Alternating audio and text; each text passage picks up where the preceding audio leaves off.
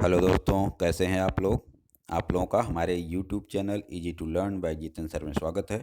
दोस्तों, आज मैं how to appear in JAIIB and CAIIB exam के बारे में कुछ इन्फॉर्मेशन लेके आया हूं, क्योंकि हमारे बहुत सारे साथी उन्हें ये नहीं पता है कि जेआईबी और सीआईबी के लिए रजिस्ट्रेशन कहाँ किया जाता है, कैसे किया जाता है और किस तरह से एग्ज़ाम में अपीयर हुआ जाता है। ठीक है दोस्तों, तो उनकी जानकारी के लिए आज ये वीडियो मैंने लाया है और मेरी ये कोशिश है उन्हें वो सारी इन्फॉर्मेशन मिल जाए जिसके लिए वो परेशान थे या कुछ हिचकिचाहट थी कि जेआईबी में कैसे अपीयर होना है। ठीक है दोस्तों, तो इसी कड़ी में हम इस वीडियो को आगे बढ़ाते हैं और देखते हैं कि how to appear in JAIIB and CAIIB exam. ठीक है दोस्तों, तो आगे देखते हैं basic information for JAIIB and CAIIB exam. जो बेसिक इन्फॉर्मेशन क्या है उसके लिए। ठीक है दोस्तों, तो exam is conducted by Indian Institute of Banking and Finance. ठीक है दोस्तों, एग्ज़ाम कौन कंडक्ट करता है? एग्ज़ाम कंडक्ट करता है एक इंस्टीट्यूशन है जिसको आईआईबीएफ कहा जाता है। ठीक है दोस्तों, उसका फुल फॉर्म है Indian Institute of Banking and finance. तो इसके आईआईबीएफ के द्वारा ये जेआईबी और सीआईबी एग्ज़ाम कंडक्ट किया जाता है। ठीक है दोस्तों, तो अगर जो साथी जेआईबी या सीआईबी एग्ज़ाम में अपीयर होना चाहते हैं तो उनके लिए है दोस्तों कि सबसे पहले उन्हें इस इंस्टीट्यूट का मेंबर बनना पड़ेगा। ठीक है दोस्तों, जेआईबी एग्ज़ाम क्लियर होने के बाद आप सीआईबी एग्ज़ाम में अपीयर हो सकते हैं। तो सबसे पहले हमें जेआईबी के बारे में देखना पड़ेगा दोस्तों कि जेआईबी एग्ज़ाम में अपीयर होने के लिए क्या क्या क्राइटेरिया है। ठीक है, तो सबसे पहली क्राइटेरिया यही है दोस्तों कि आपको सबसे पहले इंस्टीट्यूशन का मेंबर बनना पड़ेगा। ठीक है दोस्तों, तो उसके लिए आप आईआईबीएफ के वेबसाइट पे जाएंगे और मेंबरशिप के लिए अप्लाई करेंगे। ठीक है दोस्तों, तो उसकी कुछ फ़ीस है, 1700 कुछ रुपए है और प्लस जीएसटी है। तो वहाँ से आपको पता चल जाएगा जब वेबसाइट पे आप जाएंगे। ठीक है दोस्तों, उससे पहले आपका फ़ोटोग्राफ्स होना चाहिए और सिग्नेचर होना चाहिए, आईडी होना चाहिए। ठीक है दोस्तों, और आईडी अगर आपके पास नहीं है बैंक का तो आप ब्रांच मैनेजर से एक फॉर्मेट है उस पे सर्टिफाई करा सकते हैं और उससे भी काम चल सकता है। ठीक है दोस्तों, तो ये हो गया आपका मेंबरशिप के लिए। दूसरी बात है दोस्तों, जेआईबी के लिए क्वालिफ़िकेशन क्या है? 12th स्टैंडर्ड या इक्विवेलेंट एग्ज़ाम पास होना चाहिए। ठीक है दोस्तों, 12वीं या उसके इक्विवेलेंट जो भी एग्ज़ाम है वो पास होना चाहिए। दूसरा है दोस्तों, जो कैंडिडेट है उसे बैंकिंग सर्विस में होना चाहिए। ठीक है दोस्तों, तो बैंक में उसकी सर्विस होनी चाहिए, बैंक में उसकी सर्विस होनी चाहिए या इंश्योरेंस में या फाइनेंशियल इंस्टीट्यूशन में। ठीक है दोस्तों, ये है मेन क्राइटेरिया। और सीआईबी के लिए अगर आप अपीयर होने जा रहे हैं तो आपको पहले जेआईबी के बारे में पता हो ही गया है दोस्तों।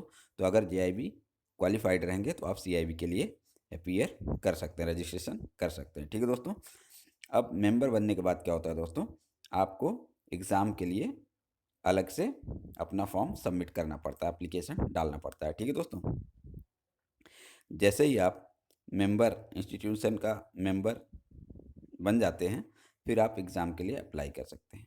एग्ज़ाम कब होता है दोस्तों? एग्ज़ाम होता है ट्वाइस इन ईयर, 2 बार, 1 साल में 2 बार एग्ज़ाम होता है, जो कि जेआईबी का मई में होता है और सीआईबी का जून में होता है। ठीक है दोस्तों, और उसी तरह से दूसरा जो है नवंबर एंड दिसंबर में होता है, नवंबर एंड दिसंबर में।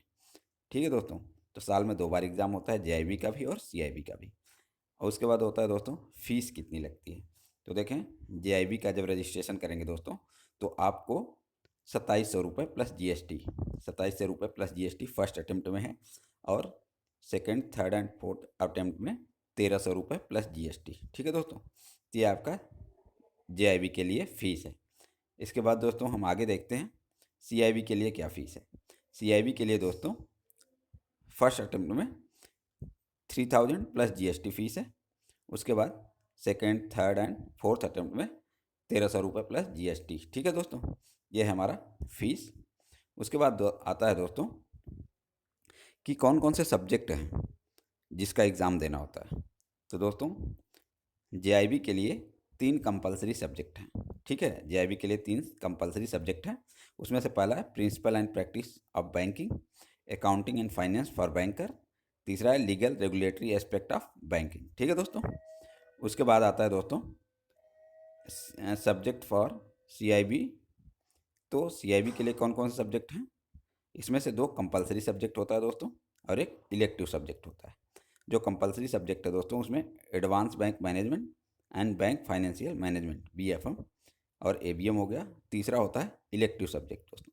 इसमें इलेक्टिव में अभी 6 सब्जेक्ट ही रह गए हैं पिछले बार के एग्ज़ाम से, जिसमें से रिटेल है, rural HRM, risk management, central banking and information technology. ठीक है दोस्तों, इसमें से कोई एक चूज किया जा सकता है।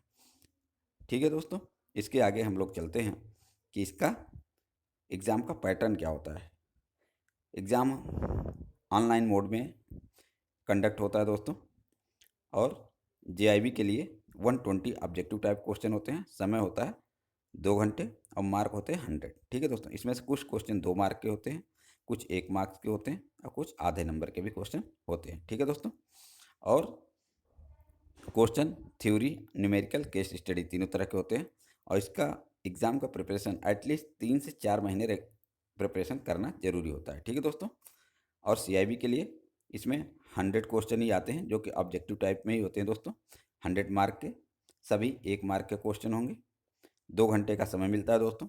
इसमें भी theory, numerical and case study आता है। ये जेआईबी के अपेक्षा थोड़ा सा हार्ड होता है। ठीक है दोस्तों, कोई नेगेटिव मार्किंग नहीं होती, न तो जेआईबी में न तो सीआईबी में।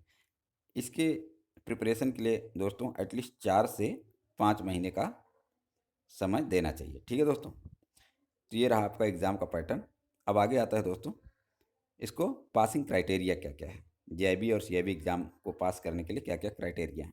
ठीक है दोस्तों, इसमें क्या है, आपको जो 3 सब्जेक्ट हैं जेआईबी में और 3 सब्जेक्ट हैं सीआईबी में, इन तीनों में एटलीस्ट 50 मार्क्स पाने हैं। ठीक है दोस्तों, 50%।